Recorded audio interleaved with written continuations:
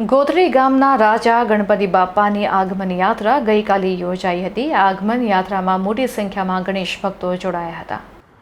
ગોધરી ગામના રાજાના ગણપતિ બાપાની આગમન યાત્રા આપણું કાર્યાલયથી નીકળી નીચ મંડપ પહોંચી ત્યારે ગોધરીકા રાજાનું જોરદાર આગમન યાત્રામાં આપના કાર્યાલય ઝાંસીની રાણી સર્કલથી નીકળી ગોધરી ખાતે પહોંચી હતી।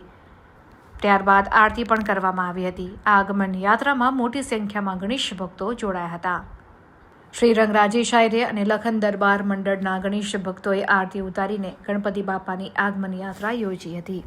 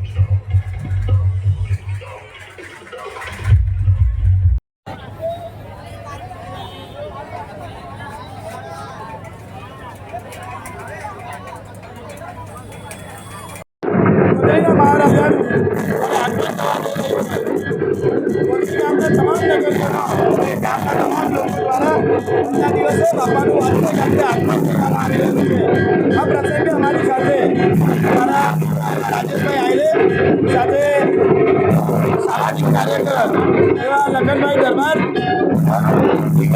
ગામના તમામ વડીલો આજના દિવસે અને બાપાને વાજતે ગાજતે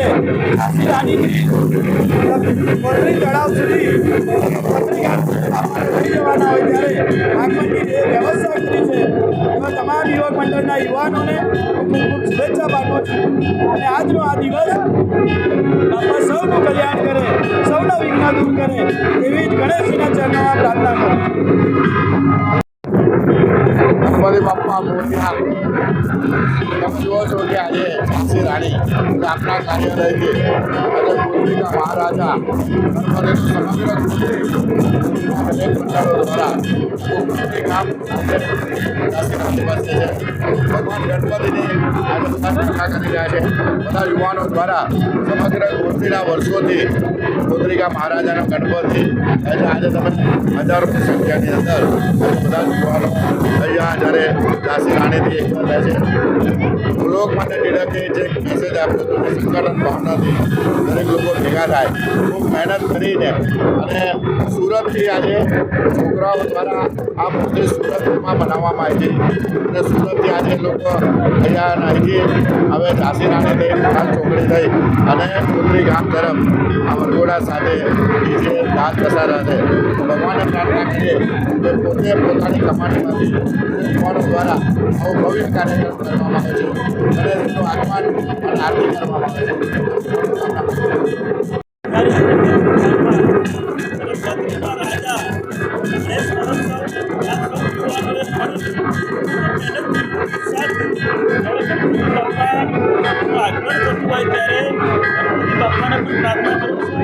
આવીને આવી એકતા યુવાનોમાં બની રહે અને યુવાનો મજબૂત થાય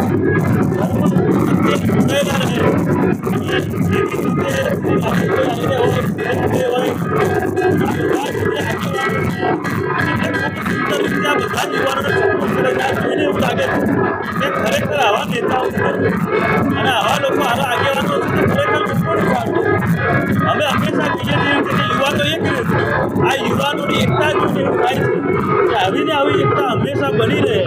તેમજ આપણા વડોદરા શહેર જિલ્લા તેમજ ગુજરાતના દેશમાં ગણપતિ બાપાની કૃપા હંમેશા બની રહે એવી ગણપતિ બાપાને પ્રાર્થના કરું છું. અમારા જયેશભાઈ આરોપને આવ્યા છે, સૌ નામી આગેવાનો, સામાજિક આગેવાનો, કલાકારો બધા આવ્યા ઉત્સાહ વધારવામાં. અને આવી રીતે ઉત્સાહથી લોકો ધર્મના માર્ગે જોડાયેલા રહે અને ધર્મના માર્ગે જોડીને આપણે કંઈક સારું સમાજ માટે, તમામ સમાજ માટે કરીએ એવી જ એક આશા સાથે આજે અમે આવ્યા છીએ. દર્શન કર્યા છે અને ખૂબ જ ઉત્સાહ ગણપતિ બાપા મોટી આગમન થયું છે. સંપૂર્ણ માટીની મૂર્તિ સુરતથી લાયા છે અમે, અને રાજેશભાઈ આયરે લખન દરબારને બધાને આમંત્રિત કર્યા અને બધાના સહારાથી આજે ગોત્રી ગામમાં આયોજન થઈ રહ્યું છે. રાજેશભાઈ આયરે સ્કૂલની ચોકડી